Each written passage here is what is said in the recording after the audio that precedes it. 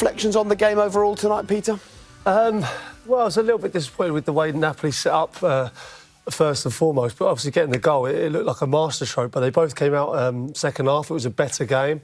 Messi started turning it on second half, started turning the screw, and I think they looked like they could go on and win the game. But Napoli is still in it. That first half really disappointed me. Yeah. I can understand why, I suppose, Napoli would be a little bit standoffish. There's always that fear of Messi and what he can do to you, and they've obviously protected that. But I just felt like this was the time for them. If they're going to be of any chance in this tie, I just felt like at home, get that stadium rocking. And I always felt that when they got in their faces and actually made life difficult for Barca never really had the answers from a defensive point of view. And that's really simple, really, how the goal was created in the first place. It was a simple ball through. And, you give players like Dries Mertens this type of space and time on the edge of the box. It's no coincidence he scored 121 goals for Napoli. So, as Crouchy said, there's opportunities there for them if they're just a bit braver at the Nou Camp, I think.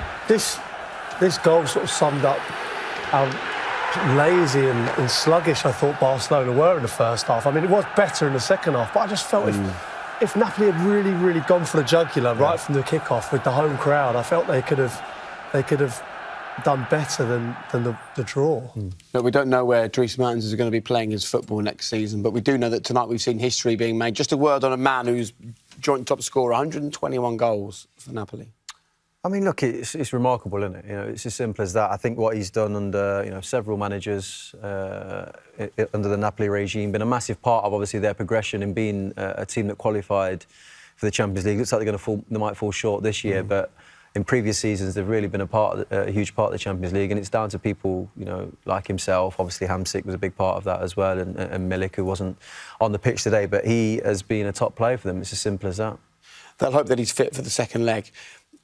As former players, do you worry less about an impact injury like this rather than something where you turn your ankle or whatever? Do you sort of look at it and think as long as he gets looked after, he should be OK for a couple of weeks' time? Yeah, I mean, we've done that countless times. Kick the underside of someone. It looks horrendous. And yeah, it does look bad, but if obviously you break something, that's a different ball game. But that just looks like a really sore one. That's a good sign, isn't it? Couple of weeks. I mean, he's not done any long-lasting damage, and I'm sure he'll be back. Your foot literally swells up in your boot. Really? As it's happening. You can feel the fluid, and it's just ice and compression in it for like the next 3 or 4 days, and you should be all right. Oh, horrendous. Well, let's talk positively then about Barcelona. Not great in the first half, but they absolutely came alive in the second, didn't they? Griezmann, Messi turning it on. They did. There was just, I mean, when I say turning it on as well, it was like the intensity just went up a notch. Yeah. It wasn't... Not turning it on by their standards, It wasn't maybe. electric by any means, but it was just like you felt like Messi was a little bit... He's in the mood a little bit more, and I think that's how the goal came about, really. I think that it was just Mario Rui, the left-back, just completely switches off here. We've got him highlighted, and he just gets caught ball watching. If you just look at him, he's not once knowing where Semedo is. He's just watching the ball, and that is all it took. It was organised throughout that whole first half. Somebody switches off, and then before you know it, it's a very good finish from Griezmann, Crouchy. It's not an easy one, is it? No, great finish that. Vidal's movement just sort of took most of the midfield out of it. It was a great ball from Busquets, and that wasn't easy. It looks like a tap in that, but it wasn't an easy finish from Griezmann. Why not? He took it very well.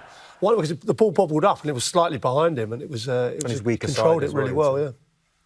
Yeah. Chances for both sides in that second half. As you look towards the second leg, particularly the way that Napoli finished that first leg, they were going for it. Do you sort of sense that they will know 2-1 would have been a lot nicer for them? They were pushing for it, weren't they? Yeah, of course they were. I mean, going to the Nou Camp and getting a couple of goals always difficult because you know Barcelona are going to score in the Nou Camp. There's no way they're not going to. And yeah, they were going for it. They were pressing a lot higher, as we can see here. They won the ball much higher up. That wasn't happening in the first half. And this was their big chance. But you have to say the keeper came up so quickly there, and it was a difficult one for him. He played very well. Napoli can score in the Nou Camp. Obviously 2-1's more attractive. I still think they'll set up in a very kind of rigid way and try and protect for large periods of the game. Will they do what they did tonight, do you think? I think so, yeah. I don't think there's any point in really opening up straight away. No. You're up against it in the Nou Camp. I think he'll set up exactly the same, try and play counter-attacking football. And look, they've been conceding goals, Barca. They are by no means solid at the back. And with that front three, it's about picking your times. And I think if they just keep it tight for 70 minutes or so, they only need one, and it's just about kind of picking their moment. Yeah, the only disappointment was for me was they played like the away team tonight at home, and I just felt if they had come out, got in Barca's faces, I think the game was there to be won because Barca didn't look on it in the first half. They did against Liverpool, didn't they? They showed much more respect to a Barcelona team that isn't quite at the level they should be than they did at Liverpool. Yeah. They came out and played against them. Mentioned the different managers, didn't we, as well? Yeah, of That's course, probably the reason, but still, we expected more. When it went 1-1, they suddenly started pressing Barcelona, and the two of you were like, oh, why didn't you play like this from the start? But will Gattuso reflect on this and go, actually, that was perfect for us tonight. We dug in at the beginning. When we needed to, we pressed them a bit, and we've got enough of a hope to take back to Spain. Look, it was the way that he wanted his team to play. There's no doubt that they seemed to execute the plan. There was a clear plan in place. I think he'd be really disappointed with the goal they conceded because it was a pretty simple goal in the end.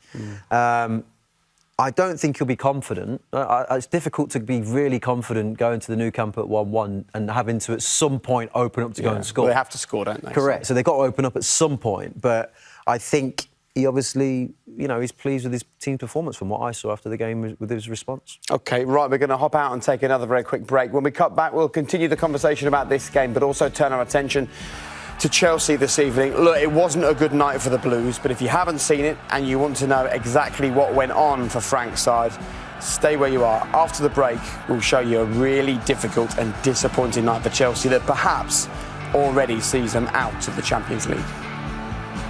So there were the goals. There was another big moment in the second half. I think the two yellow cards turning into a red took us by surprise as much as it did Vidal. Not that it was the wrong decision, but we just weren't expecting it. You think the ref got it right? I think he got it spot on. I think it's clearly for the poor challenge. I don't see why Vidal can have any argument here. That's a blatant yellow card, and obviously the reaction warrants another yellow card. So, I think the referee was spot on. But I can't get my head around Vidal's reaction. Yeah. It's like JJ said, that tackle there is a yellow card every single day of the week, and then he's basically headbutted him. Because Rui got a yellow card as well. Did Rui say something maybe? Because Vidal sort of went back, didn't he, after walking away? Yeah, possibly, but I mean, he's had previous for this kind of that moment there. Oh, he's given 3 yellows there. Yeah, I love the theatre though from